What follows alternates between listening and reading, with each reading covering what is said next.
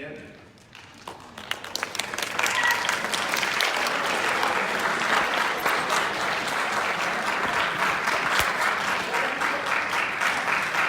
Good morning. I should say, I guess, welcome back, right? First day back. Boy, we really picked a great day.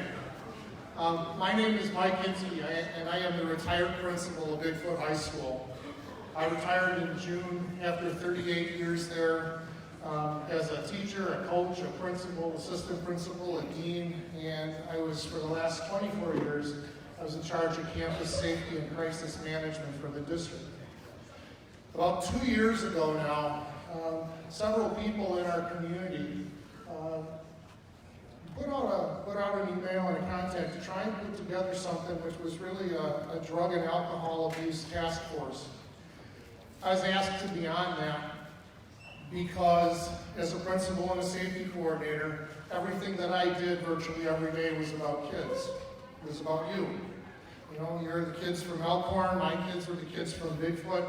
But kids are kids, and kids are facing challenges in our society today that really need to be addressed.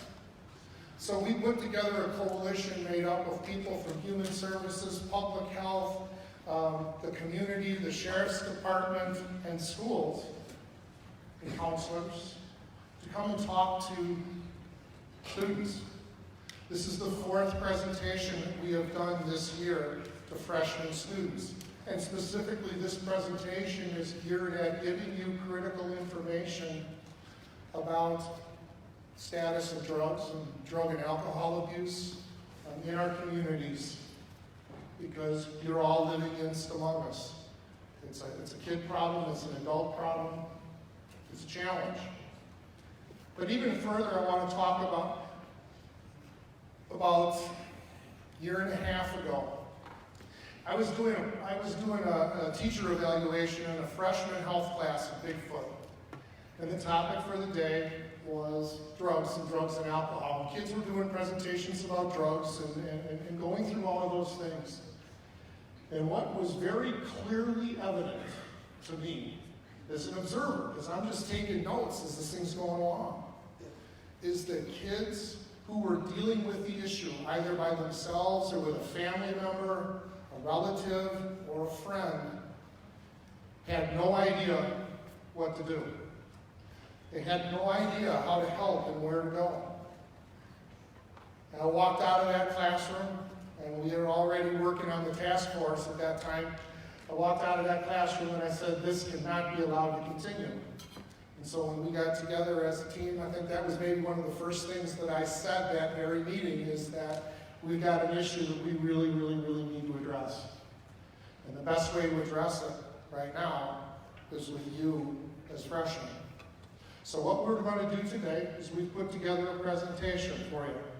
You're going to hear from people from the Walworth County Drug Court. You're going to hear from the Sheriff's Department. You're going to hear from Health and Human Services. You're going to hear from Public Health. You're going to hear from Southeastern Monitoring, which monitors people that have kind of crossed into the bad area. And then you're going to hear a personal story about somebody who, and he will tell you that I know, because he was one of mine. He was one of my students. I won't even say when, but he was one of my students. And he's here to share a personal story with you. When you leave here today, we want to make sure that each and every one of you knows where to go, where to turn, that there are people out here that are here to help you if you're dealing with the issues of drugs, alcohol. I'll add vaping to that. Anything that's related to that, there are people here to help you, and there are places that you can turn to get help so that this issue does not go any further. So again, on behalf of Walco Deck, I am pleased and proud to be here, and we're going to get our presentation started right now with Katie Beal.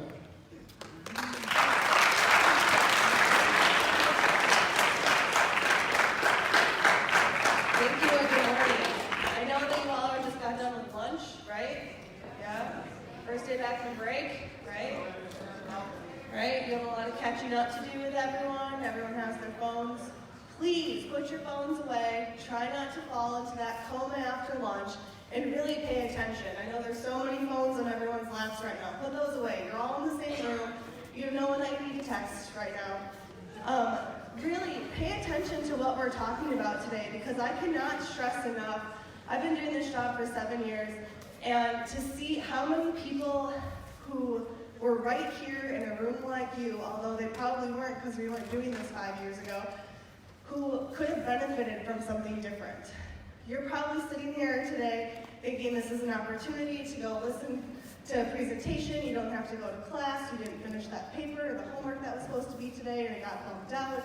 That's great, but this is serious stuff that so many of you are going to be exposed to in the next few years, even if you don't think it's going to happen to you. And we want to make sure that you're prepared and have the knowledge and the information to know what to do and where to go for help, and at least hear a story of how that could be a deterrence for you in making some of those decisions. I can stand here and tell you today that the summer before my freshman year was the first time that I had tried alcohol. I was from a good home. I had good relationships with my parents. I was an athlete. I played varsity tennis my freshman year and was the captain by my senior year. I did well in school, but freshman year is when I started doing pot. Sophomore year is when I started doing ecstasy. And then I had a little run-in with Deputy Newman, not actually Deputy Newman, but law enforcement. And I was someone who was a good student. I came to school, I did what I was supposed to do, I was supposed to do my homework, I did all of that stuff, and yet I still found myself in that position and made choices that resulted in something that could have prevented me from having this position today. So if you don't think that it can happen to you, that's completely ridiculous, because you don't know when it's going to happen to you. You don't know when all of a sudden you make that choice to take a drink, or to take a hit, or take a hit off a vape, but you don't know what's in there, and then all of a sudden you start down a path that you don't think that you were ever going to be on. So it's very serious, and I want you all to understand that sitting here telling yourselves today that this isn't relatable to you, you have no idea what the next 4 years is going to bring for you. I run the Walworth County Drug Court, which has been running since 2014, and I can tell you that 80 to 90% of our participants started using drugs before the age of 16. That's you guys, right? Maybe they're not, doing heroin or something right out the gate, but they're using some sort of drug. And that could be very quickly escalating into something more substantial than that. So again, please take what we're sharing with you today to heart, to understand that this is serious, and we're trying to give you the tools, resources, and share stories and personal histories so that you don't have to end up like Ted. We have tons of materials here for you. We have things that you can take at the end of the day, brochures. Talk to your parents, talk to your friends, have conversations about this so that it's not just a presentation that you went to instead of going to class the first day back from break, okay? Please ask questions as they come up. We want this to be engaging, but we'll make sure that there's time at the end to have a full Q&A if there are additional questions. So with that, I'm going to introduce Deputy Corey Newman, who's going to give a presentation.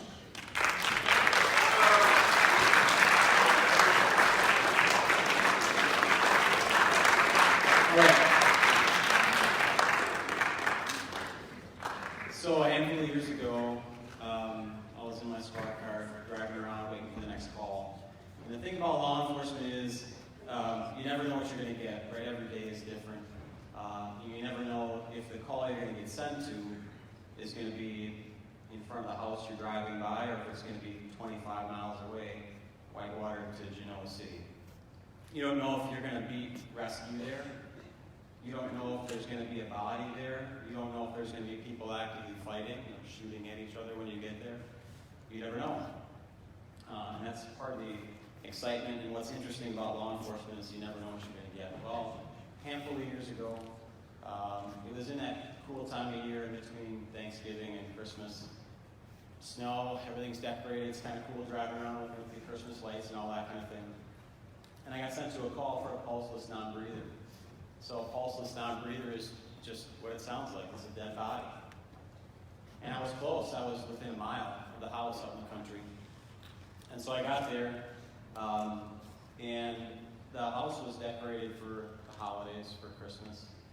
And what this family had is they had a child living in the house, an adult child, with their son or daughter living in the house, and they were battling addiction. And so what they had done is set up in a separate apartment above the garage to kind of keep a closer eye on them. And they found them, right? So they found them houseless, non-breather. So I was right there. I hustled in, and the apartment was really nice. It was decorated for the holidays, and there they lay on the floor. So I beat rescue there. So what does that mean for me? What does that mean for that first responder? Started CPR. So you're pumping on somebody's chest, trying to bring them back. And obviously it did work. Rescue got there. They worked on them for an extended period of time, and eventually they called it.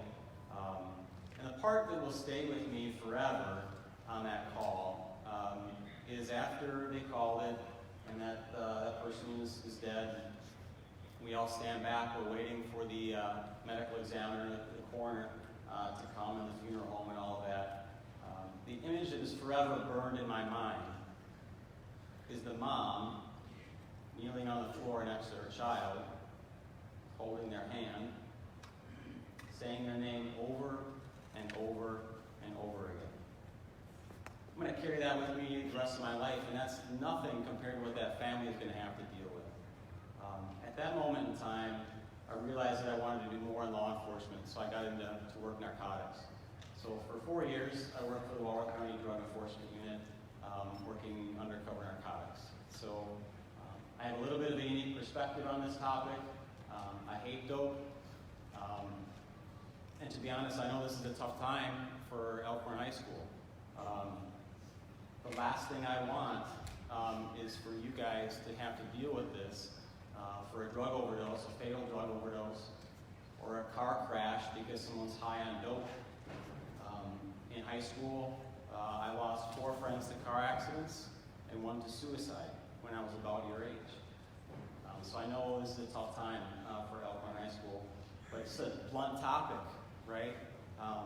It's real, and so today from us, you're going to get real talk. Okay, I'm kind of a blunt speaker, so I apologize if that hurts your feelings, but if we can't talk about this stuff and we continue to push it to the side and sugarcoat it, it's not going to get any better, okay? I appreciate your attention. I appreciate you keeping your phones down. Know this, I have no hesitation in calling upon you if I see a message with your phone or whispering sweet nothings to your partner next to you or something like that. So be prepared for that. I appreciate your attention. Okay, so we're going to do a quick drug IQ test. I appreciate your participation in advance with this. Participation in this is not admission of use. So what I'm going to talk about is I'm going to give some drug slang, okay? And if you know what I'm talking about, not if you've used it or not, that's not what we're here for today, confession. If you know what I'm talking about, I just want you to raise your hand. If you know the drug slang that I'm using and what it really means, raise your hand. This is just kind of a fun experiment for us to see, gauge the level of knowledge in the room. Teachers, you're not excluded in this too, so make sure you participate as well. Green. If I say green, what am I okay? Everybody? About half the room, green. Okay. School bus. School bus. Not the kind you ride. Thank you. Okay. X. X. Jewel. Run to Casey's and get me a Jewel. Okay, yeah. All right. Georgia Homeboy. Georgia Homeboy. GHB. Okay, that's what GHB is. Georgia Homeboy. That's a date rape drug. Yeah, that's right. Perks. Perks. That's easy. That's Perks. Pins. Pins. Okay? Clown pin. Rig. Bring your rig to the party. That's a little bit higher level. Okay, yeah. Dabs. All right, yeah, that's awesome. Faded. I was so faded in class. All right, that's unfortunate. Crystal. Some of these are easy, some are hard. Okay. Bars. I'll give you $3 for that bar. It's about a third of the room. Molly. Anybody see my girlfriend Molly? That's more than half the room. Tango and cash. Anybody know what tango and cash as it relates to drugs? All right, that's scary. That's fentanyl. That's fentanyl. A few hands went up on that. Thank you. Appreciate that. Anybody know what this is? Anybody care to share what they think this is? Hands went down. Anybody? In the maroon sweatshirt, go ahead. Speak up a little bit. Yeah, exactly. A container for putting wax in, right? THC extract or dabs or honey oil or butter or shards or whatever you guys want to call it. It's super sticky, right? So the secret's out. This kind of thing is not for keeping your precious coins in or your lucky button or whatever excuse you want to give your parents or law enforcement. I can't tell you how many times I heard that on search warrants. Oh, I keep my special lucky coins in it. Not true, okay? If you drop a little bit of wax in your pocket of your jeans, you're not getting that thing out, right? So latexy kind of container like that, that's what you put the wax in because it's like molasses. It sticks to everything. Okay, so secret's out. That's what that is. And we know what these are as it relates to what we're talking about today. Anybody care to share what it is? With the cool hair, go ahead. Isn't it acid? It could be. You could put acid tabs in there, absolutely. These are gem bags, okay? These are what drug dealers use to bag up their product for sale. Okay, so although I have seen some buds of green in there, that's rare, right? Usually it's powdered drugs. So your crystal methamphetamine we bought in these packages, a lot of heroin, a lot of crushed up powders, cocaine, things like that. The logos on there, this is real talk here, the logos are what dealers use to brand their product. So then people can ask for them by the logo that's on there. Give me 4 bags of the Batman, give me 4 bags of the Superman, whatever. That's how they sell them. And the craptastic thing about this is that oftentimes dealers' sales go up when somebody ODs. I've definitely investigated and talked to plenty of dealers that wear these overdoses like a badge of honor. Because when word gets out on the street that the dope is good and it's not cut with anything, and somebody may have fell out on it or overdosed, people flock to that dealer, okay? Because they don't really care about 1 or 2 people falling out of my product. Their sales go up to the roof. So that's a way of branding gem bags. And they don't keep coins in them either. I've heard that in search warrants too. Not true. Anyone in the room know anybody who's overdosed on drugs or alcohol? And I'm not talking necessarily died. I'm talking like needed serious medical attention that you couldn't help them with. That's like about a third of the room, maybe almost half the room. Okay, it's real. It's here. Okay, it's nothing that we can pretend isn't going to touch our sleepy little Walworth County. Okay. 91 deaths from drug overdoses in Walworth County in the last 5 years. Are you next? This was one of our billboards we had up throughout last year. Health and Human Services and our coalition put this up, and it was a few places around the county. There's going to be another one going up here this spring as well. That's legit. 91 people died in the last 5 years. It continues to rise as we get toxicology reports and autopsies are done from people who died suddenly. The reality is we're probably over 100 in the last 5 years. These are 100 people that live in this county, that some of whom aren't that older than you guys. It's absolutely real. It's here. It's something we need to talk about. All right, when people die of a opioid overdose, this is a lot of times what we see. Okay, when and I'm not a doctor, okay, but I've studied a fair amount of this and seen it in real life. When you take narcotics, so by narcotics I mean Percocet, hydrocodone, Oxy, Vicodin, street heroin, morphine, that kind of thing. It's a respiratory depressant, so it slows your heart rate down. It slows your breathing down. And these molecules of this drug attach to the molecules of your brain, and everything slows down. So as a result, you're not expelling the carbon dioxide that you should be. So then your lungs start to fill up with fluid. And that fluid, even when you're on your back, has got to go someplace, right? So it comes out as like a foam cone, is what we call, out of people's nose and mouth. So when we go as law enforcement or first responders, EMTs, firefighters, that kind of thing, and we get to a call for a pulseless non-breather, for somebody who's otherwise healthy, and we see this foam cone, 99 times out of 100, it's going to be an opioid or narcotic overdose. These folks here, this was a screen capture off of an officer's body camera, which at the county we carry. Does Elkhorn wear body cameras now too? Yes? Elkhorn wear body cameras? Yeah, okay, that's coming. It's going to be all over. So this is a screen capture from officer's body camera. This is grandma and grandpa with the 5-year-old grandchild in the back. They both picked up some heroin on the street. I forget what state this was from. And they both fell out immediately because of the potency of the stuff. At least they had their seatbelts on for safety, right? The good news about this story is that they were both brought back with Narcan, or also called naloxone, which we'll talk about a little bit more in a minute. I'm not sure about this dude here. Overdoses can happen in a New York second, right? Because there's no quality control to it. There's nobody on the line who's testing that dope and saying, well, this one's too pure, this is too dangerous. They just bag it up and sell it because the money's going to be there. So the same bag that you do one day, every day for a year, that same amount could kill you if it's not cut or diluted with something. So you can see a couple other pictures here.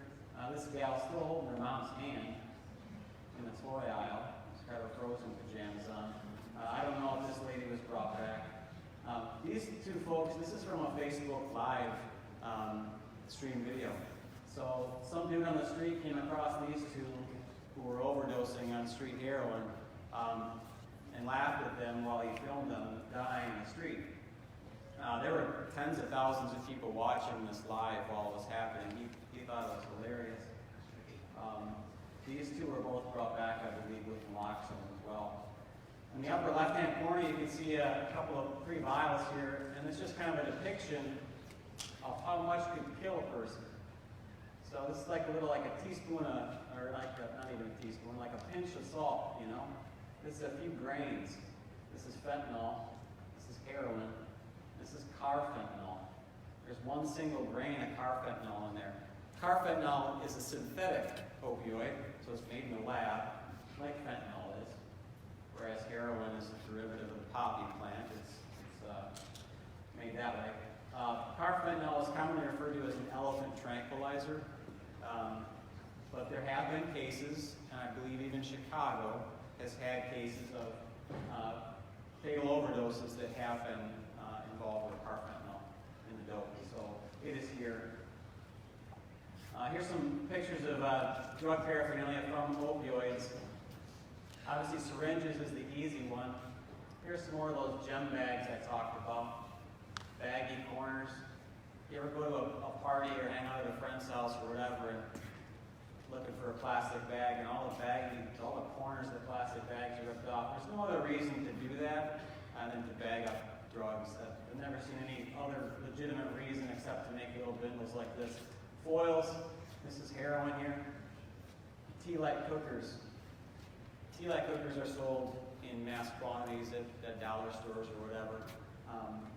They are the most common way I've seen to cook up dope in this county. It's very, very easy to cook that up.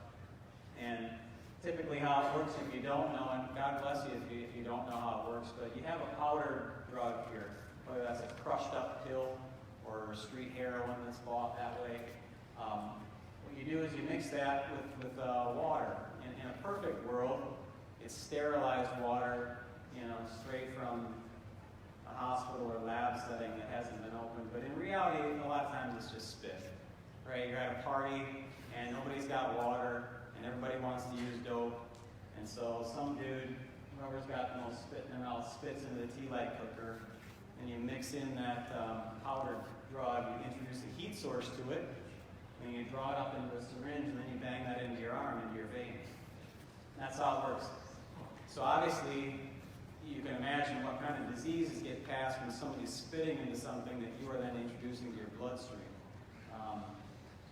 That's the reality here. So again, some more paraphernalia. These little tiny little cottons here are usually what they use to draw up that drug into the syringe. They kind of put the cotton on the end to get rid of some of the char that's in that liquid that they just cooked up. Straws, obviously, if you're not going to shoot it through your arm, you might snort it through a straw.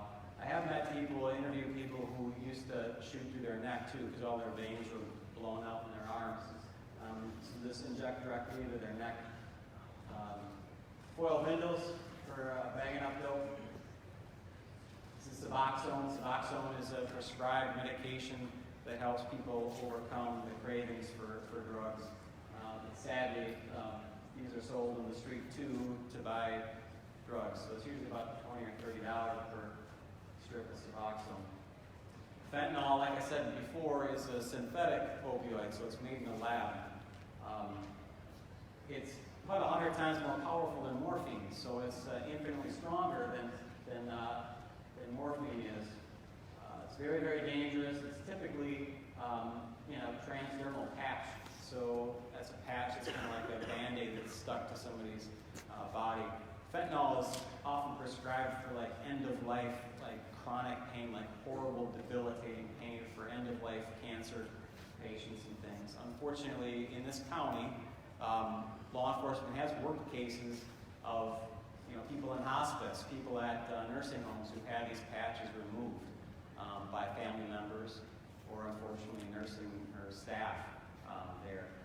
There have been cases as well, not too far from here, where people have overdosed, and during the autopsy they found little pieces of fentanyl patches in their stomach. So they will take the patch off somebody or buy it on the street and cut it up into little pieces and then eat the pieces of that basically Band-Aid. Fentanyl can also be in liquid form, injectable, powderized, and there's actually a ton of fentanyl pills that come over from China in the United States in the pill form there. Some of the signs and symptoms of opioid use, and this isn't necessarily all-encompassing, and it doesn't mean that just because somebody has one of these symptoms means that they're on dope. But pinpoint pupils. Pupils are the black part of your eye that allows light in or keeps light out. If somebody's pupils are pinpoint, they don't change with changes in light, that could be a sign of opioid use. Lethargy is like sloth-like movements and behavior and speech. It's often why people are called being on the nod, because they have a really hard time staying awake when they're on dope. Disorientation, sweating, track marks. Obviously, when you repeatedly use a needle in a vein, you have to move up and down that vein. That leaves marks or trails up and down your vein. They're commonly called track marks. And some of the paraphernalia that we have looked at. Good Samaritan law. This is a relatively recent law. The majority of heroin users use in groups. So somebody will drive, somebody will have the money, somebody will have the car, somebody has the rig, and they go in groups to pick up dope and then use dope. But the sad thing is that the vast majority of overdosed people on drugs are found what? They're found alone. So people get freaked out when somebody overdoses in front of them, so they clean up the scene, they grab their stuff, and they leave. One of the ways in which smart elected officials tried to figure a way around this to help this was the Good Samaritan law. So the Good Samaritan law, and I'm not an attorney, I don't pretend to be one either, is a way that provides protection for people who call. So, say you're at a party and somebody overdoses on whatever they took at that party, or before they got to the party, whatever, and they overdose in front of you. If you call law enforcement, call 911 to get help there for them, and the cops come there, and by the way, they find the pipe in your pocket or the dope in your pocket or whatever because you had some too. The Good Samaritan law does afford you some protections against prosecution because we want to encourage people to call. We don't want to find people alone, cold and stiff and blue, and nobody around, and the scene cleaned up. Okay, we want people to call so we can get them help and save lives. Naloxone, this is a little bit of what I talked about before. It is an opioid antagonist, so that means it works against dope. Okay, so when those molecules of the drug attach to your brain and it's telling your brain to slow down your breathing, to slow your heart rate down and steady die, naloxone basically kicks off those molecules on your brain and tells your body to get going again. Our sheriff's office carries this in every squad. Our drug unit brings it on drug deals. It's an antidote, basically, for someone who's overdosing. And although I personally haven't used it on a call yet, I have plenty of partners that have. Katie Bale's going to pass around some naloxone kits here. Please don't open them. If you open them, they may not be able to be used. It's a nasal spray. So there's a lot of capillaries in your nose, and when you introduce drugs or medication in through the nose, it's a very, very quick way to get to your brain to save you. So when you spray this stuff into someone's nose, even if they appear to be mostly dead, even kind of graying of the skin and eyes staring up at the ceiling look like they've been dead for a while. We have had cases, and I have partners who work at the sheriff's office with me, that have sprayed this into somebody they believed was dead, and that person sat up and immediately started fighting with them. I mean, you're yanking them back from the brink of death. Some law enforcement officers, before they administer naloxone or Narcan, will handcuff the person. They handcuff the dead person. Because when they sit back up and start fighting, I have partners at the sheriff's office who've been punched before by these guys. And gals who come back. Because all they know is they were having the best high of their life, and then something yanked them back from the brink of the void, right? So, really that's what naloxone is, that's how it works. Law enforcement agencies all across the United States are starting to carry this stuff. It used to be just rescue squads a few years ago, and it used to only be injectable. But anyway, Narcan and naloxone, you hear both used interchangeably. It's the same drug, and it fights against opioid or drug overdoses. Methamphetamine, we have seen some methamphetamine in this county. More than I'd like to say, it's a nasty, disgusting drug. And unfortunately, the ways to cook it can be found easily on the internet. The nasty thing about meth is that, well, there's a lot of things that are nasty about it, but what it does to people's skin and teeth is pretty horrible. And I worked a lot of methamphetamine cases in this county where people were cooking meth. I did investigate a few cases where they had meth cooks explode in a car or in a basement or whatever, and people's skin melts like a candle when the meth cook gets on it. So I have had kids in interviews too, children, describe meth cooks to me before and how they look when it's cooking and stuff. And I had kids also test positive for methamphetamine because their parents were smoking it around them or cooking it when these kids were around. I'm talking kids as young as 6 and 7 years old. What meth does to people is when they're going through the withdrawals in it, it feels like there's bugs under their skin. So just underneath their skin, and they start tearing at their skin to try to get the bugs out. Well, once they rip through the skin and they get the scabs, they rip the scabs off and they keep digging and keep digging. And we've seen them down pretty deep, almost to bone before, where they just continue to tear at their skin. Their face never heals because they're constantly tearing off those scabs and picking at them all day long. And when you introduce a heat source that's full of caustic, nasty, poisonous chemicals right onto your teeth, it just destroys their teeth. So you get that meth mouth. A lot of these pictures are taken in short time frames. This is within a year. This is a little bit long, it's 11 years, but you can tell by her gumming smile there, she's got no teeth left at 33 years old.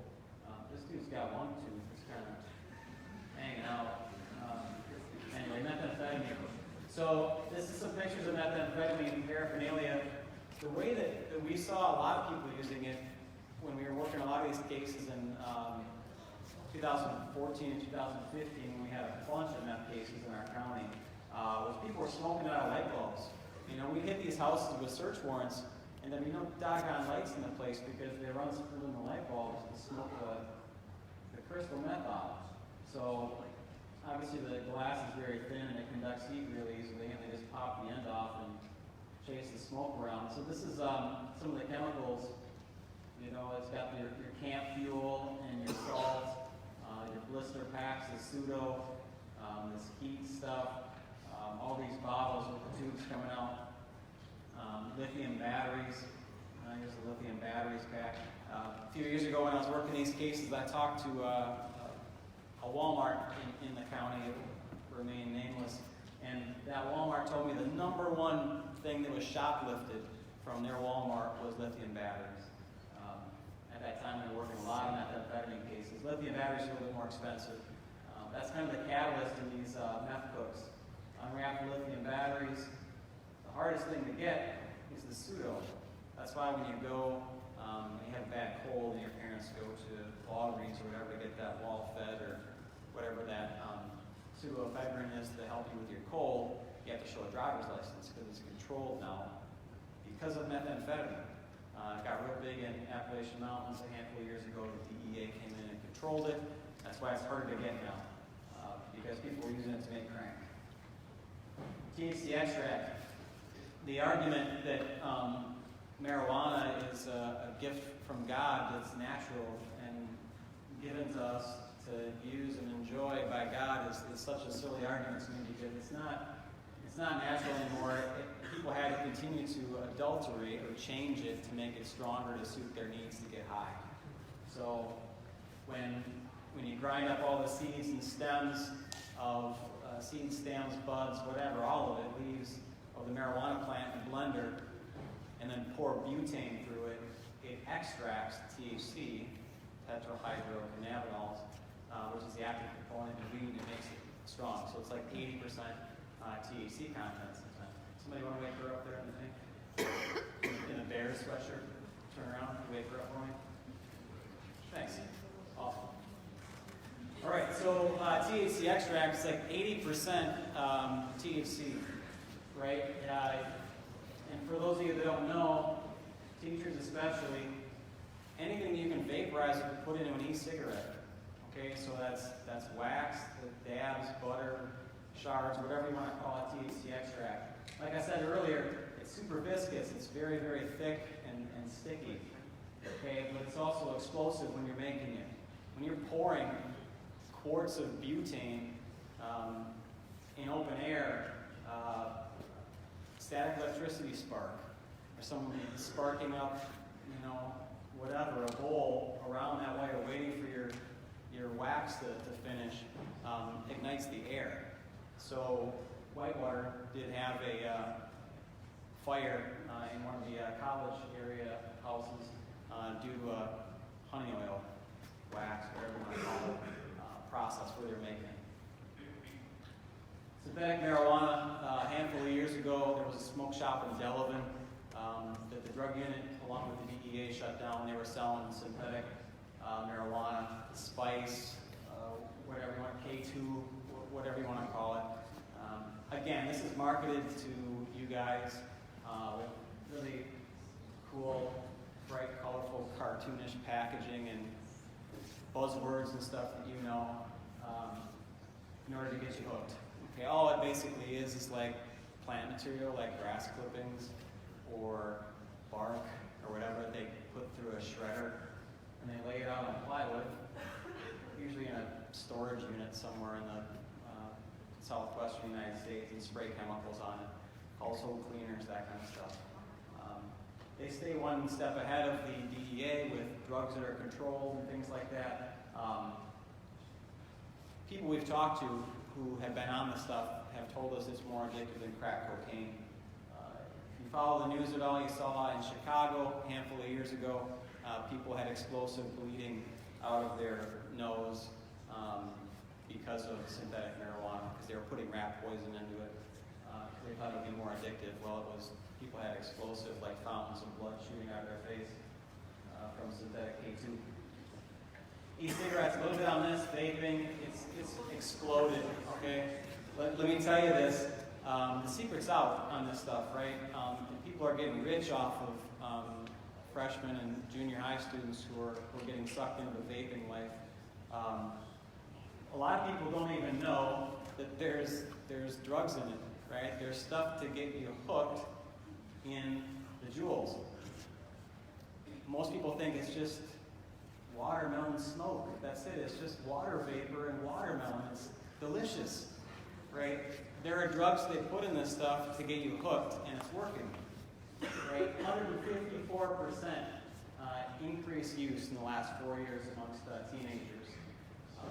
Nicotine, one of the drugs that's in this vaping stuff, harms your developing brain. Okay, 20% of high school students are now vaping. There are schools, and teachers and administrators in the room keep this in mind, there are schools that have had to ban going hand to mouth in classrooms. Why? Because if you put the vape just inside your sweatshirt or in your sleeve, and you bring your hand to your mouth, and then you blow it back down into your sweatshirt, it's hard to tell, right? There's schools that have had to ban that. Ban sweatshirts, ban putting your hand to your mouth because of vaping. Okay, it's real, it's here, people are getting rich on teenage use of this stuff. And it comes in all kinds of super secret, whatever, these devices. So now you know. Prescription medication, it's commonly prescribed Vyvanse, Adderall, Ritalin, and in this county it's sold. Okay, it's very, very common. We have worked plenty of cases in law enforcement in this county about people selling their prescription medication. The danger in that is, well, it's a felony to sell your meds. But also, the medication is prescribed to you based on your metabolism, based on your needs. Not your buddy who you owe $5 to or whatever owes you $5, so you give him one of your Ritalin or your Vyvanse. It is possible to overdose on benzos, on things that are prescribed to you, so it's a very slippery slope. It is absolutely happening. I strongly urge against it unless you want to catch that felony or be responsible for somebody overdosing and you flip one of your pills to. A lot of times, the path to narcotics addiction isn't just somebody who likes to party and wants to try something new. It's due to an injury. Worked plenty of cases for people selling or using heroin that were high school athletes that blew their knee out playing football or playing a sport. I met plenty of gals who were narcotics addicts after they got hooked after a C-section having a baby. Okay, how it works is once you get addicted to narcotics, the doctor cuts you off. Usually you buy pills in the street. It's super expensive. It's like sometimes $1 a milligram, so it's hundreds of dollars a week every week that you're paying for these pills. Well, heroin is a quarter of the price, but it's a lot more dangerous, right? But it's a quarter of the price. You can't hold on a job. You get tired of stealing from your family. So then what you end up doing is switching to heroin, and then there goes your life. Addiction, all priorities go out the window. Worked plenty of search warrants where there's kids in the home, and as we're searching the house, we found syringes all throughout the children's beds. Is that carelessness? Probably. Is it because as we were knocking down the door, they threw all their syringes in the kid's bed thinking we wouldn't check? I don't know. Worked plenty of those cases. Also had cases where parents put locks in their kid's door on the outside, right? So they could lock the kids in for sometimes days at a crack while they got high with their friends. And the kids were just made to poop and pee in the corner on their beds or whatever while their parents get high. all the priorities that you have when you're addicted to this kind of stuff go out the window. Everything becomes secondary. Hygiene, you know, all that stuff. Washing yourself, brushing your teeth. That's why these people don't have beautiful smiles like you guys are. Incarceration or death. That's the only way this stuff goes, right? This life, this path towards drug addiction, there's only two ways it goes, is incarceration or death. I've arrested plenty of folks, worked plenty of cases, and I've also been to more overdose deaths than I care to remember. As first responders, you have this little room in your head where all these images fill up, you know, and obviously I've been to more cases than I want to talk about and had to deal with. So incarceration or death, that's the only two ways it goes. A lot of people say that drug overdoses are victimless crimes, right? That they chose to use drugs, so it's really on them. Who cares that they died? It's on them. They made the choice. But everybody who dies, everybody who dies from a drug overdose is somebody's kid, somebody's parent, somebody's sibling. So I really don't think it's victimless because of all the ripple effects and after effects that are left from the people who remain here. I like to put up the resource phone numbers on here. 741-3200 is the crisis line. That's one of the go-to lines that you can call if you have one of these issues with addiction and you know someone who's suffering that needs help. You can always call it crisis line. It's 24/7. That also gets you to CPS, the Treehouse or CAC, 741-1440. Our drug unit is 741-4600. They take phone calls with tips. And Elkhorn PD, which is what we're closest to, 723-2210. And then P3, I want to put in a plug for P3, formerly Tip-Soft or Crime Stoppers. If you just don't do it now, but if you want to Google up P3 tip line or something like that, it'll get you to this app. You can download it on your phones. It is 100% anonymous, and it takes all kinds of tips on crime, whether that be a school shooter, somebody who's made a threat against a school, whether that be somebody you know is using or selling drugs, or that's somebody who's abusing their kids, abusing their spouse, anything like that. It takes all kinds of tips in. It's a very, very popular way to get tips to law enforcement in a completely anonymous way, and sometimes there are rewards for information. P3 it's called. Last thing I'm going to close with here is always choose the hard right over the easy wrong. I say this to my soldiers in the guard all the time. I say it to people I meet on the street in law enforcement. I say it to my kids all the time too, so they get tired of it. Anybody can make the wrong decision, right? Wrong decision is super easy to make.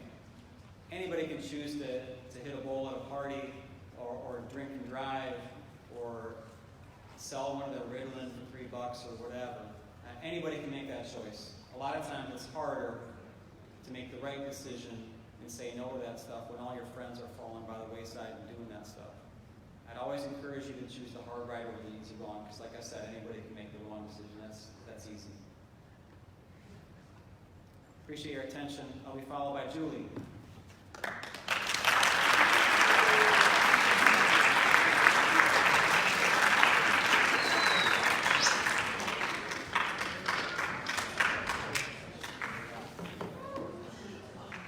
Hey, 2022, class of 2022. Why don't you stand up for a second and stretch?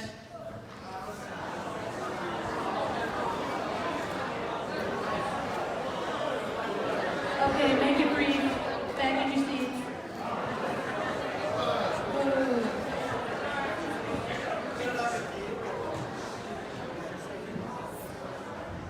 Thanks, guys. So, a couple of things. My name is Julie Bonagowski, and I'm the treasurer for the Walworth County Drug and Alcohol Coalition. I want you to know that we need student involvement. So our next meeting is Thursday, April 11th at the Matheson Memorial Library at 5 p.m. And you're invited, your parents are invited, you're invited to attend.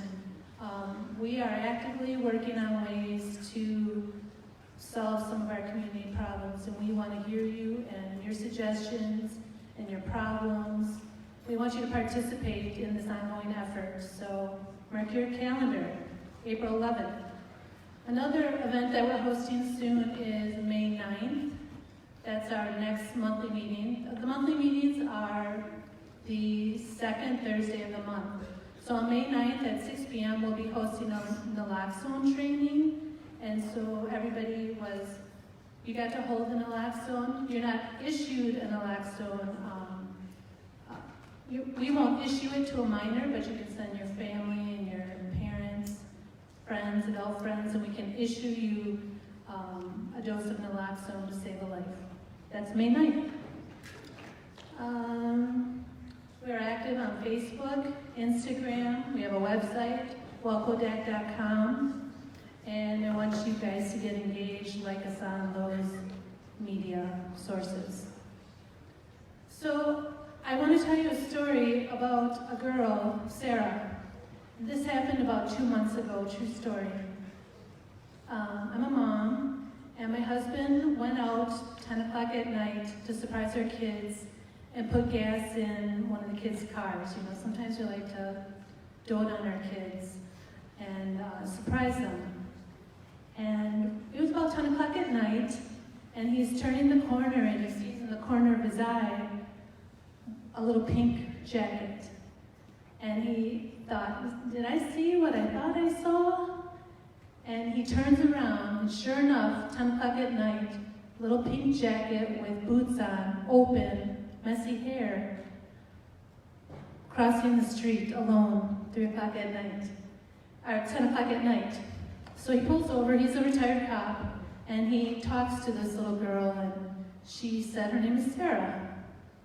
And so he invited her in the car. This was back in February when it was cold.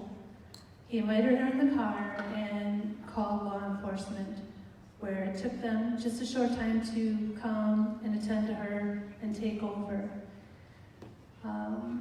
And so I'm thankful that my husband had the opportunity to be intervention on behalf of Sarah. It's quite likely that her family was entrenched in substance abuse disorder, and that she got out and was unsupervised, and somebody could have been high at home, and the baby is out wandering. Luckily for Sarah, she is alive and well, but her story is really just starting. And that's where I come into play. My day job, I work at Southeastern Monitoring. So if you're from Elkhorn, and you all are, you know that there's this little weird store downtown Elkhorn in between someplace else and the Elk. And it looks like an ice cream shop. Does anybody know? Raise your hand if you know what I'm talking about. So like, what is that place? What's going on in there? And it says, it's never too late to live happily ever after. And there is where we perform a variety of services. We're like the collateral damage agency, the substance abuse collateral damage place, where families that are trying to restore their lives are required to come and put the pieces back together, and it's a process. And so we hit them with that message right when they walk in the door, that it's never too late to live happily ever, because we recognize that they're feeling defeated and broken, and there's immense suffering and pain that goes along with substance abuse, and it's extreme pain.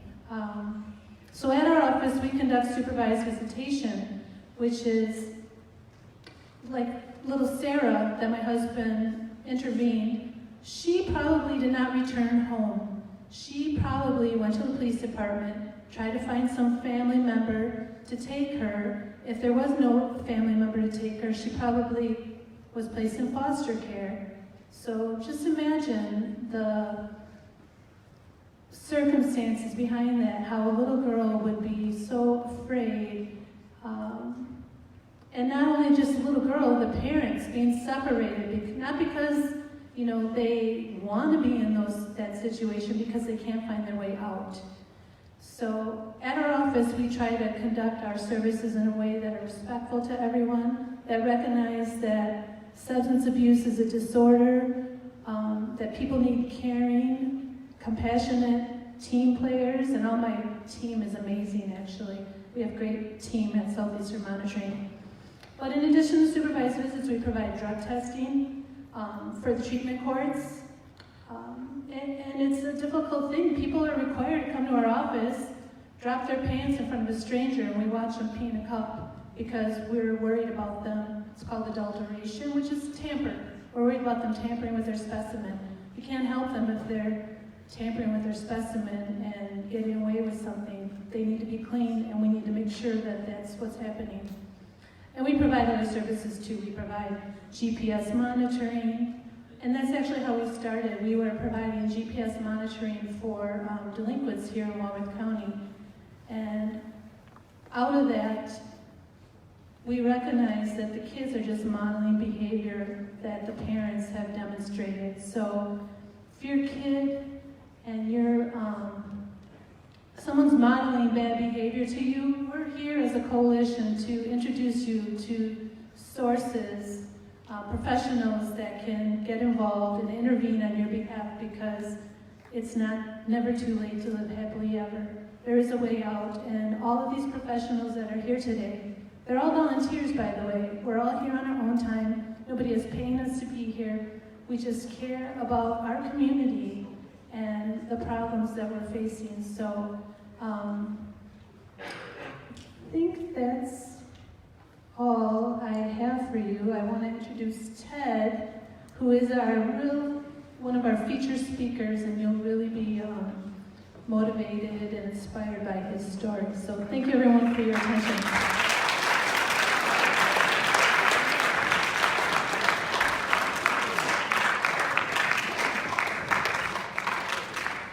You guys look really bored. You all look really bored. Super bored. Tired of school. All right. Well, I'm here to tell you about how good a person I am. So, it's an April Fool's joke for you all.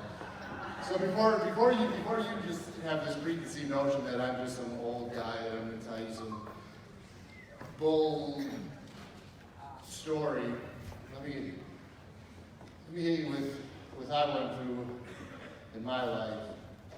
So, as retired Principal Hinsky told you, that I did spend some time at Bigfoot. But let's take it back a little bit. Second grade, I was diagnosed with ADD. From second grade until sixth grade, I was on 10 different medications. I went to inpatient hospitals for medication management changes for each of those medication changes. Sixth grade, I decided I didn't want to take any more Ritalin. So I decided to, what I had come up with is I would self-medicate. So I sold my Ritalin, and I used to buy reefer. I used to, I'd buy some reefer, smoke some reefer. And so I sold my Ritalin, made some money, smoked some reefer. But after a while, my mother, which I did not grow up in such a fantastic household, my mother used to throw soup cans at me, glass bowls and dishes down the stairs, lock me out of the house when it was wintertime out without a jacket or shoes on, and I'd have to break into the garage. It's just so I could get out of the weather. My life was pretty tumultuous. I grew up in a household. It was difficult. Some of you can probably relate, some of you maybe not, some of you just don't care. So she stopped filling my prescription for Ritalin, and I had to figure out a way to sustain my self-medication. So I have this entrepreneur spirit. I like to make money. So I started to sell some reefer. I started to sell some pot, sell some pot, make some money, have my own pot, get high, be able to self-medicate. It was all kosher, it was good, it was a great plan. I used to smoke pot with my stepdad. I used to bring home 2 ounces, 3 ounces, quarter pounds, and my stepdad and I would break up and bag weed in the kitchen, on the kitchen table. I used to sell weed with my stepdad. One day, you know how it goes. You get some, some decent weed, now you got some better weed, prices go up. Prices went up, stepdad felt that that was unfair, he thought that he should get the family discount. I was like, well, I'm here to make money, not to give it away for free. I was 16, me and my buddy John, we got all drunk in the basement. We were drinking, we were in high school at this point in time. And we threw eggs at the next door neighbor's house. Could be like 3 houses down, it would be like the next door neighbor. It was a really nice old couple. And my mom and my stepdad drug me out, and I was fighting with my mom and my stepdad. I was supposed to go over there, clean it up, apologize.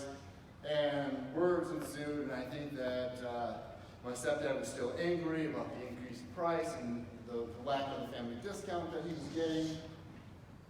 And he proceeded to just beat me like a man. He punched me in the face and I fell down. Remember, he's a grown adult and I'm just 16. He picked me up, punched me a couple more times, kicked me when I was on the ground, broke my nose, rolled my eyes shut. My sister came around the corner, called the cops. Cops came. My mom had me arrested along with my stepdad. My mom went to jail. My mom went to the jail, bailed my stepdad out of jail, and left me in jail. I was 16 years old. It's the first time that I was actually exposed to being incarcerated. I think that would probably explain a lot about my home life when my mom left me in jail. Okay. That's where I was at Delvin. Went to Delvin, and that's where I transferred over to Bigfoot, and that's where my encounters with Principal Hinsky and principal suspension, and the chair that had my name on it, his office. He will most definitely attest to that. High school for me, man, it was business. I sold lots of drugs, was exposed to a lot of drugs. We all know high school's got the cliques, we've got the jocks, we've got the preps, we've got the smart kids, we've got the kids who just really don't fit in, so they're kind of the outsiders. I just fit in with the outsiders because nobody really gave a crap who you were when you fit in on that. We used to call them smokers. But I used to sell weed all across that. I used to sell weed to the smart girl. I said, don't tell anybody that you sold me this weed. I don't want anybody to know that I smoke. So it kind of goes back to what Ms. Bale was saying, that it doesn't matter. It's not just the people that you think that are smoking because or drinking or doing drugs, because it's across all spectrums of high school. But it's not. Let's get a little further down.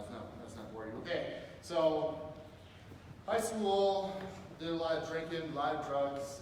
If you had it, I did it. Spent a lot of time in school suspension at Bigfoot. Tripping my lack of word off in school suspension, because it was a party. School's a party. You guys know. I mean, I'm not gonna lie to each other. Everybody knows how it is. You're a freshman. You're exposed to a lot of things in school. So that's how high school was for me. Dropped out of high school 2 credits short of graduating. Turned 18, thought I had the world by the rear end. I'm not allowed to swear, so just so you all know, I think we all get it. But dropped out, really started to sell a lot of weed.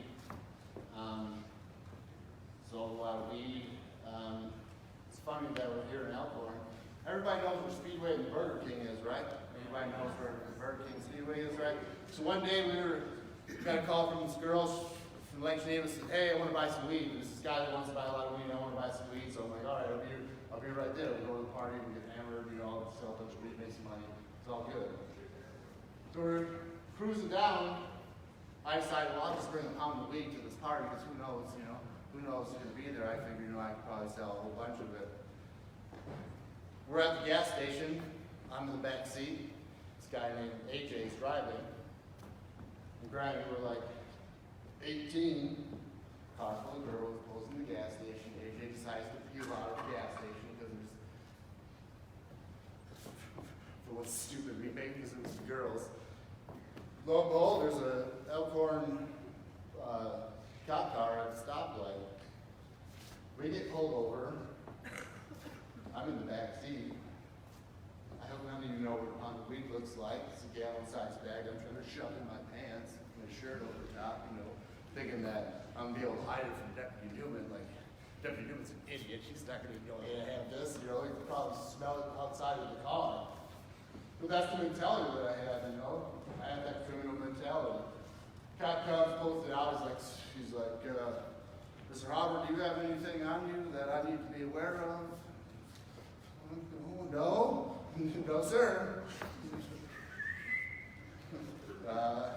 What is this? What is this? You know what I told him? It's not mine. He didn't believe it. So this was my first criminal conviction. I was caught with a pound of weed, went to jail, got put on probation.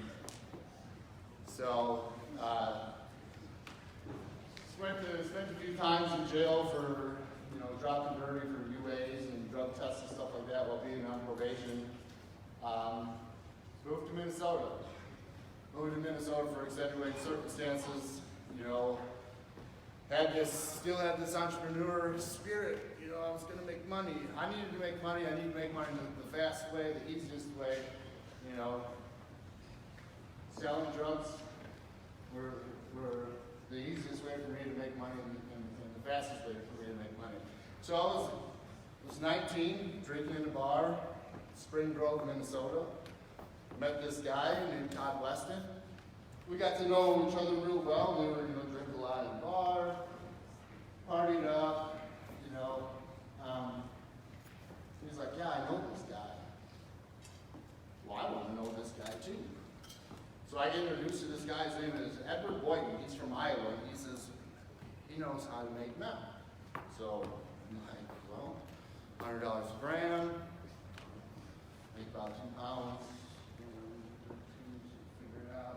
We're just going to be 150, 100 grand. Figure out this. So we started making meth. Made a lot of money. Made a lot of money really fast. Upgraded. If anybody's seen Breaking Bad? Anybody seen Breaking Bad? Yeah, that was me. I turned the trailer into a laboratory. One day, we had 2 Rottweilers, and the Rottweilers were outside barking at the corn and barking in the trees. We were all freaked out, man. We didn't know what's going on. We were going to shoot the dogs. Todd was going to shoot the dogs because the dogs were going crazy. Lo and behold, there's about 40 or 50 law enforcement dressed in tactical gear with AR-15s ready to arrest us. Lo and behold, got arrested. I was 19 years old. I was facing 50 years in a Minnesota State Penitentiary for manufacturing methamphetamine, possession of methamphetamine paraphernalia, and tampering with anhydrous ammonia. So, 19 facing 50 years. I was able to bond out. In 2004. My mom got really sick in 2004. I came back. The only way that I knew how to deal with my emotions was to drink. When I drink, I don't really give a crap about how I feel because I get faded, get hammered, just party it up. But let me put a pin in this, and I want to go back because something that Deputy Newman said that really kind of hit home is like, he talked about prescription drugs and the fact that, like, if I'm taking a Vicodin and I give you a Vicodin and you drink a beer and you die, like I saw a girl do at a party. She cut her hand down a meat slicer at the grocery store. I had taken like 4 Vicodins and I was already like 15 beers in. She took 1, drank half a beer and killed over dead at the party. This is before you were able to call the police and, you know, and say like a good Samaritan law where you can call and not be reported. The first thing I would do is like, I gotta go. Like, you know, left the girl dead at a party. First thing that I did is I gotta go. It's kind of sad. But that was the mentality that I had. Folded it up to get back to where we were at. Turned 21, I started drinking. Got one OWI. Crashed my Mustang doing 98 into a telephone pole without wearing a seatbelt. Face planted windshield. Shouldn't be here. Got my second one. Went to jail. At that one, there's an incident that happened where stolen car was involved. You know, drinking was involved, drugs were involved, doing a lot of cocaine. You know, I smoked real opium, heroin. Heroin is the one thing that I didn't touch outside of real dried opium, which is probably a good thing because the way that I work is I'm always chasing that dragon. Went to jail. Spent some time in jail, got out. Now that's the first thing I did. Dude, John, I just got out of jail, bro. Let's go. Where are we gonna go? We're gonna go out to the tavern and we're gonna get drunk. Went out to the tavern, got drunk. I think I was released at like 8 o'clock. We were pretty hammered by like, probably one. Drank until like 3, so pretty intoxicated. 3 o'clock in the morning, I'm driving to Delavan. Everybody knows where Delavan's at. Everybody knows where the car dealership's Delavan at. Remember, there's a Black Hawk Bank. There's a pretty wide driveway there. 3 cop cars drive by. 1 cop car pulls out, whip into the McDonald's parking lot. Like, I'm just here to get some cheeseburgers, bro. You know, like 1 cop car pulls behind me, 1 off to the side. Car that was in line pulled forward. The other cop car pulls in front of me. That night, I kicked the window off the cop car. Again, I used to hate Officer Newman. I used to just despise the people that he worked for. But again, that's the mentality that I had. I wasn't out, I don't think I was out 18 hours before I went back to jail. So I was in jail for like 6 or 8 months, got out, got drunk, wasn't out 18 hours, went back to jail. And then I was just grateful enough to go in front of the Honorable Judge Race, and Judge Race sentenced me to 12 years in prison. I spent 6 years in prison. I spent 4 of those years in Supermax in solitary confinement. So I spent 4 years in solitary confinement in a Supermax facility. So, I mean, to put that in perspective, like your bathroom down here is like bigger than what my cell was. You used to shower in your cell, couldn't see anything, lights stayed on 24 hours a day, there was no clock, couldn't tell you what time it was. I could generally give you an idea based upon when meals were served, but if they served meals 3 hours late, I was all messed up. I don't think I'll ever be able to get the screaming and the banging and just the chaos out of my head from prison, from being in solitary. And I'm not here to blame anybody because I wasn't a model prisoner when I was there. I did things that deserved me to go there. I came home in 2011. I didn't know how to deal with all the emotions and all the trauma and all the pain that I had gained from being in prison and being in solitary confinement for 4 years. So essentially, I spent your whole high school career in solitary confinement. I mean, if you can kind of just put that in perspective. So I started to drink again. And I got number 4. And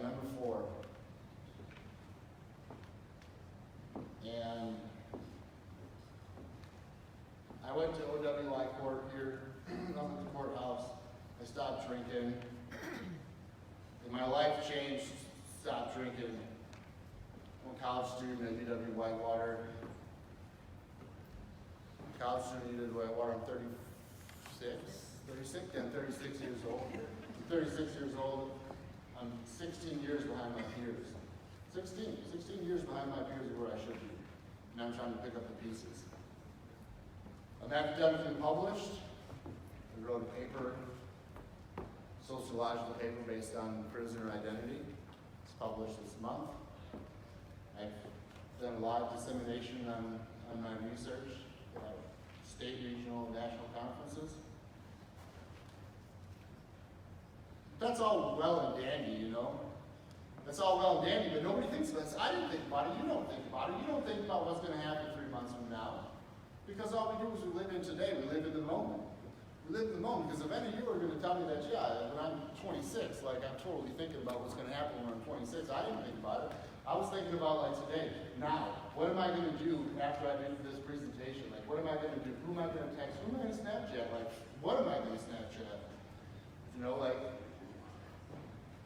I never thought about the consequences of what I'm going to do today that's going to affect the rest of my life. Do you want to know something that's really effed up?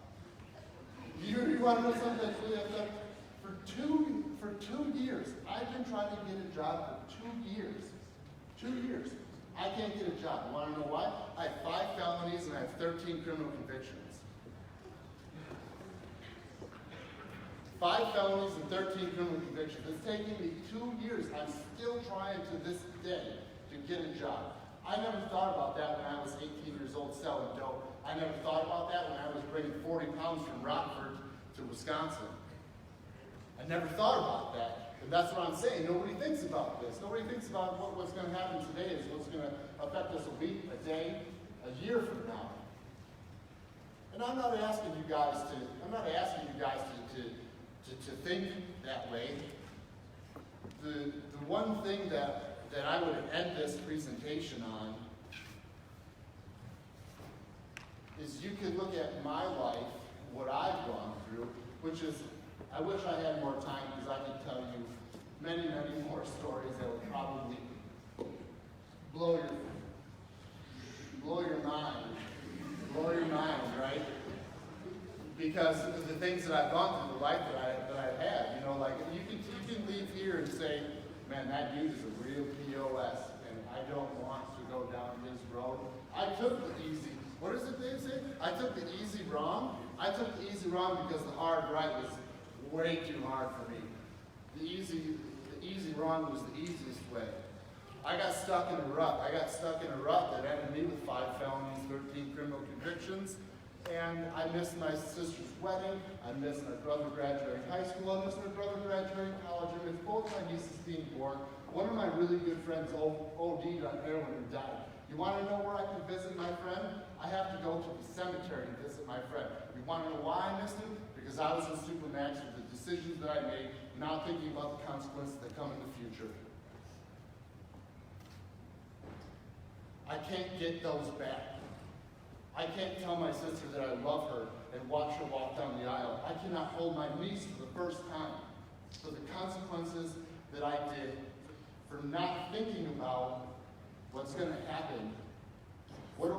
If I do this, what's going to happen? And it's hard. I get it.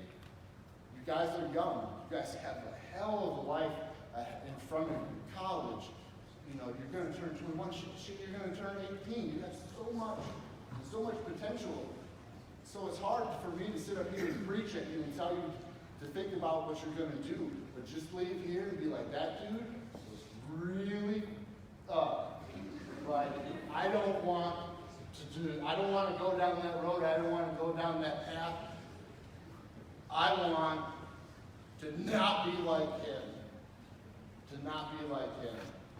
Because it's easy. It's easy to fall in that path, I can tell you, because I did it, I lived it. You know, like I said, I wish I had more time. I could really tell you about lots of interesting and crazy stories.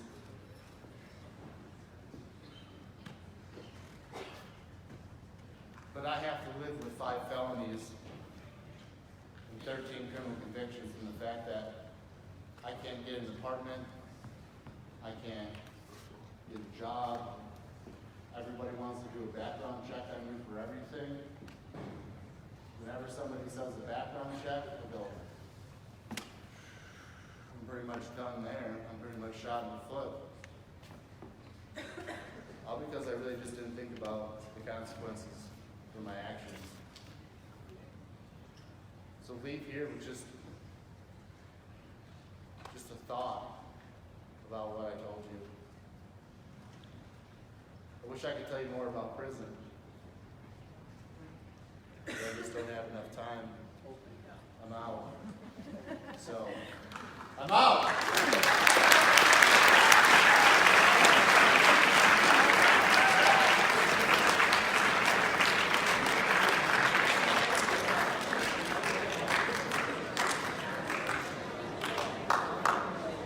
Hello. I'm Jackie Rupnick from Walworth County Health and Human Services. Do you guys know where the county building is? Yeah, down Highway NN, across from the jail, next to the hospital. So, I'm the supervisor that oversees all the behavioral health department, all the treatment that we provide, individual, group therapy. So when I listen to Ted's story, I think about where in his story could we have had intervention. You know, he talked like 2nd grade when he was on his treatment for his ADHD. And it wasn't working.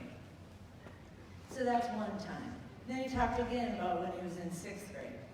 So during all these times, where was the intervention? So I think things have changed. I think from the time that when he was in 2nd grade or 6th grade, I think things have changed. I think as a county, we keep trying to stay ahead of whatever it is that you need to be successful. So we do have a lot of programming. We have individual therapy for adolescents. We have trauma therapy, so if you've suffered something and you need help working through that, we have that kind of therapy. We also have family therapy. I know I had said to Ted one time after one of his presentations, man, I wish we'd have been there for your family. I wish we'd have been there so that we could have done family therapy. Because you know, when he talks about his mom and stepdad, I think all parents do the best that they can. I think they truly give whatever they can, but they may not have the skills, or they may have their own issues to deal with. That's where family therapy would come in. So when you're sitting here, if you feel like I'm struggling, or my family's struggling, my parents, I don't know what to do, please go talk to somebody in the school. Talk to another adult, or your counselor, your principal, a family friend. Talk to somebody so that you can get what you need to be successful.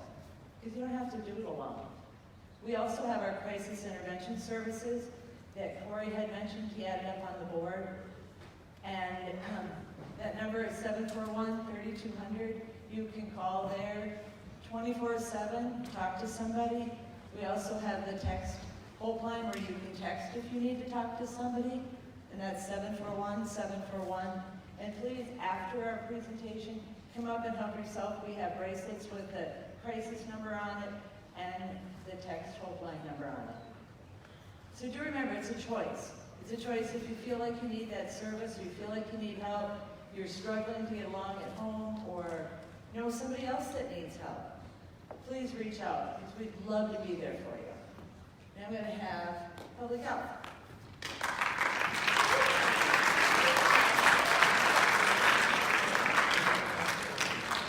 All right, guys, we're wrapping up. You've almost made it. Where to go? So my name is Valerie, and I work with Walworth County Public Health. So what public health does, we do a lot of different things, right? So on one hand, we are working with immunizations. On the other hand, we're here doing drug and alcohol stuff. So So the thing that pieces them all together is that we're watching the population for things that make us sick, so their diseases or drug and alcohol addictions. We track numbers, and unfortunately, as all of these folks have indicated, the numbers are not going in our favor. Right? We're seeing more and more people who are struggling with addiction, and that's where we are so thankful for great people like Jackie's office that can help. So what do we do, right? So we see these numbers going up. We're looking for effective ways to people to prevent disease. That's what we care about a lot. If we can do something, that's where we really feel like we can step in. Step one is to get the education. Y'all, if you haven't learned something today, maybe you had a really good nap with your eyes open. Detective Newman would have called you on it. But there is always something to be learning, right? Things are always changing. Our teachers probably learn something as well. That's step one. Have any of you ever heard that smoking's bad for you? No, right? No one's ever heard. Of course you have. Everyone knows that. But do y'all know someone who smokes too? Yeah, you do. So just because you know something doesn't mean someone's actually going to put it into action. Right? So that's where that personal choice comes in. We can give you all of the information in the world, but what are you going to do with it? Right? Are you going to walk away and go, well, that was something I now know, but I'm not going to ignore? Obviously, we hope not. Right? Every one of us here has expressed a concern for you, but at the end of the day, it's up to you to make that decision. We can't make it for you. As I'm sure we would love to. We'd love to say, here, let's just put you on this, like, good, it might be a little tough, but we'll put you on the good path to go where you want to go. We can't. That is up to you. But also, you're not alone in this either. There are people around you that care. Your family, the teachers here, but also the people sitting next to you and your friends. Right? You care about your friends. And if you see them starting to kind of veer into another path, you can help get them connected to support too. Right? All of the resources that were up on the board, you can call on behalf of yourself or to get some resources for someone else. You can do that. So at the end of the day, you're only responsible for yourself, but also watch out for the folks around you too. You can do that. So I'm going to hand it off to Mike to wrap it up.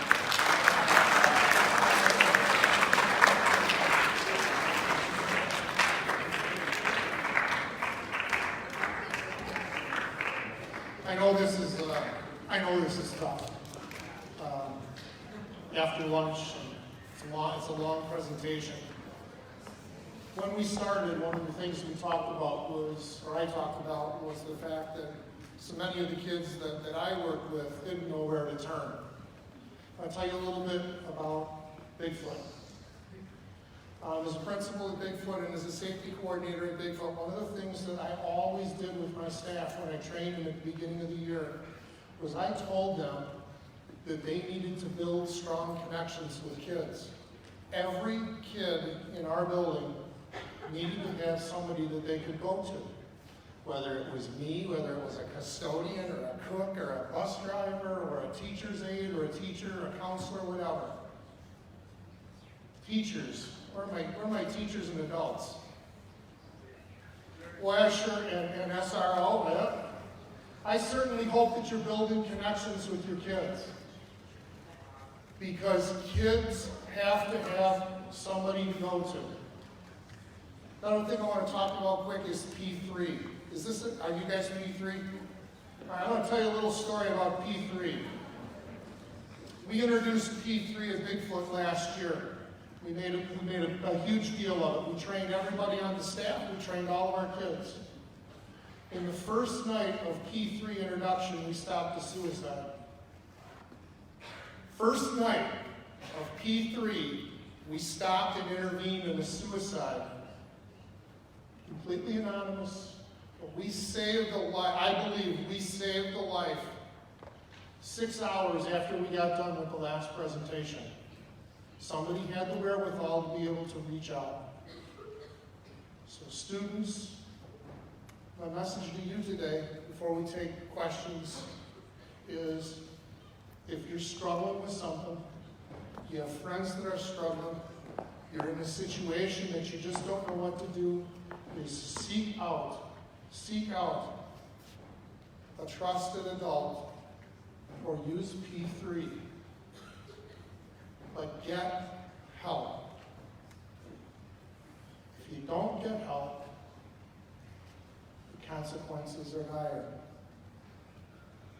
I'm not happy to tell you that I know of at least 3 of my former students who have succumbed in Walworth County to heroin overdoses.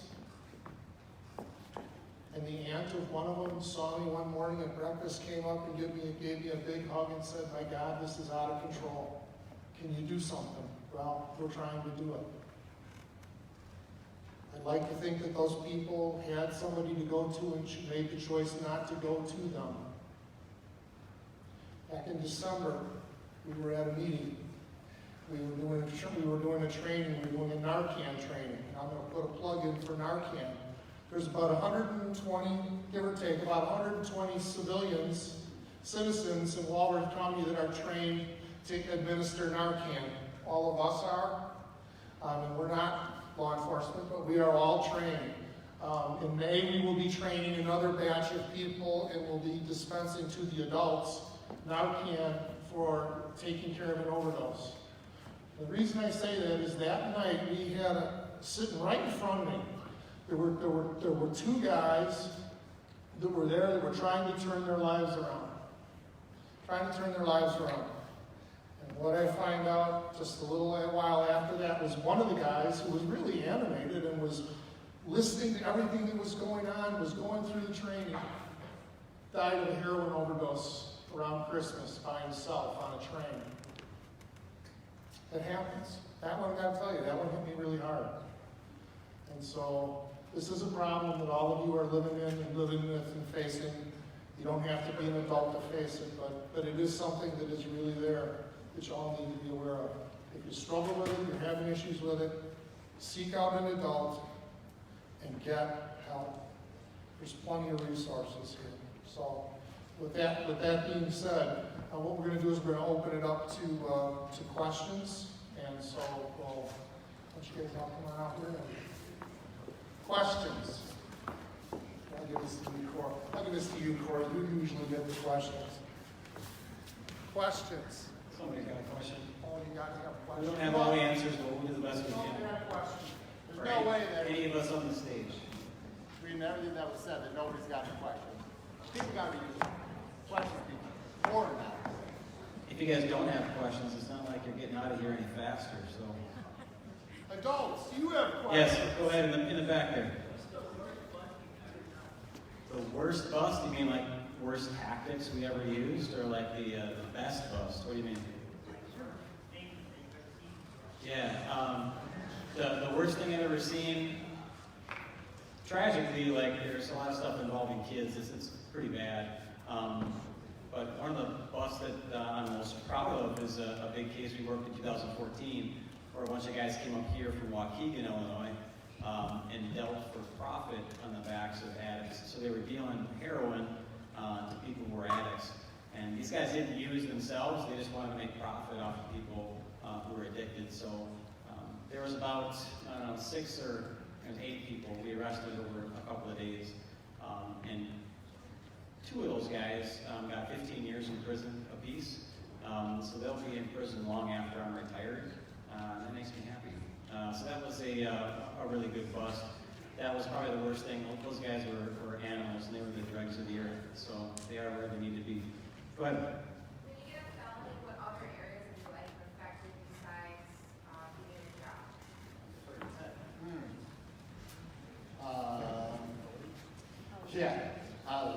Let's go with voting, guns, apartments, jobs, school.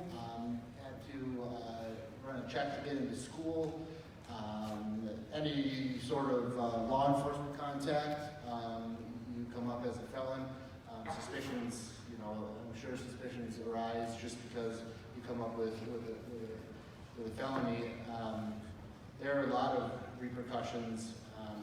I'm probably missing some, but you know, jobs, apartments, cars, voting, deer hunting, you know, hobbies, things like that. Even, you know, people are background checking potential partners for dating. I mean, it stems into a very large spectrum of things that it can affect. And for the record, I want everybody to know that even though that I have this misconception of law enforcement, I'm honored to say that Deputy Newman is a friend of mine, and you know, law enforcement is not a bad thing. Thank you. How did I turn my life around? I quit drinking. I quit drinking for one. Going through a WI court was really kind of a pivotal point in my life that really kind of made my life turn around. Getting into school, really trying to get some help on the demons that I still deal with today that came from prison was just kind of that. So Health and Human Services helped tremendously in trying to get me situated with dealing with those demons, so I could actually move forward with my life. Oh yeah, I'm not ashamed to say that I'm medicated. I'm not ashamed to say that I'm medicated. I'm medicated probably because there's a lot of research out there that says solitary confinement breeds mental health problems. So I'm not afraid to stand up here and tell you that I am medicated, and the fact that I see a therapist sometimes weekly, sometimes twice a week to still deal with I call him my demon that came from prison. So, you know, I want to take that stigma away too from all that mental health. Way in the back.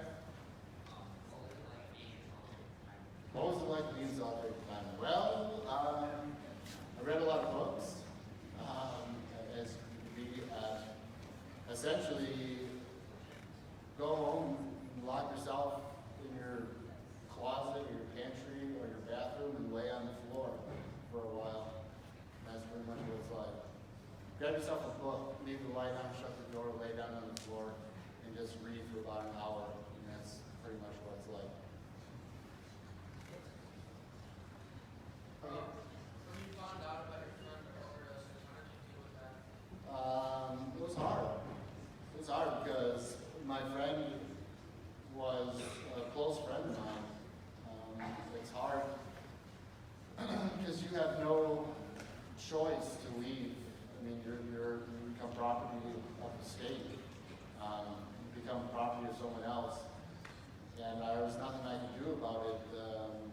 You know, I came home and went to his gravesite. Me and my buddy John, the three of us were really good friends, and you know, I had to deal with it that way. But I mean, like I said, the consequences of not being able to be there, to be able to grieve the correct way, you know, the consequences of an action that I didn't have any forethought for.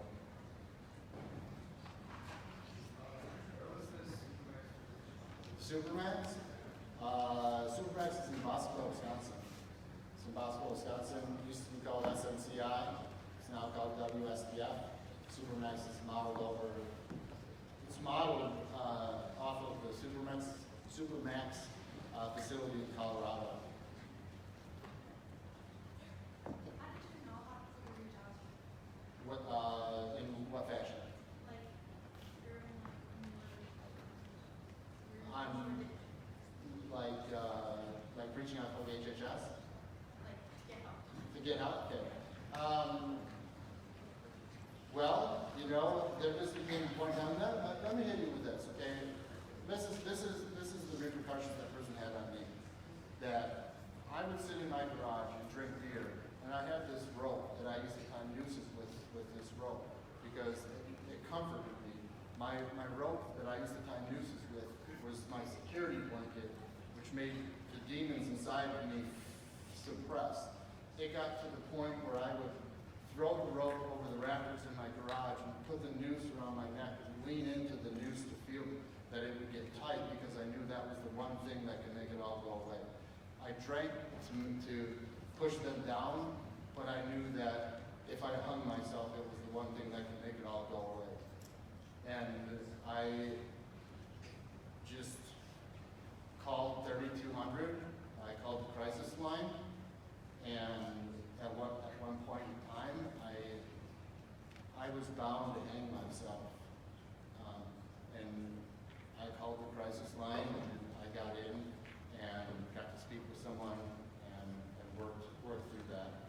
So it's just calling the crisis line, or is it Text Hope? Yeah, text hope. Text Hope, and just reaching out. I know that taking that first initial step is hard. It was extremely difficult for me because I like to stand up here and say that I'm a very prideful man, and the whole being a man kind of thing, to bow down for help. But like I told you, it's probably pretty messed up that I had a security blanket that was a rope that I used to tie nooses with. Probably not the most healthy thing. I would say too, from schools, your school counselors. Your school counselors are a really important contact. I even had kids that had graduated and were having demons and issues, and they came back to talk to our school counselors, or they came back to talk to me. I think that the most important thing is reaching out to someone, whether it's 741-3200 for human services or a counselor. If you have counselors other than school counselors that are working in the building, but if you have mental health counselors that are working in the building, I know at Bigfoot we did.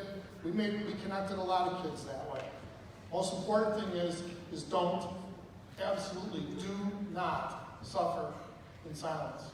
You have to speak out to get the help that is necessary, because the consequences, as we've talked about all day, are really way too significant. So, okay, I think we are out of time. So, want to make sure that everybody knows that there are all kinds of pamphlets and materials up here for you. And if you want to talk to one of us, you can certainly do that. Thanks, everybody. Have a great day.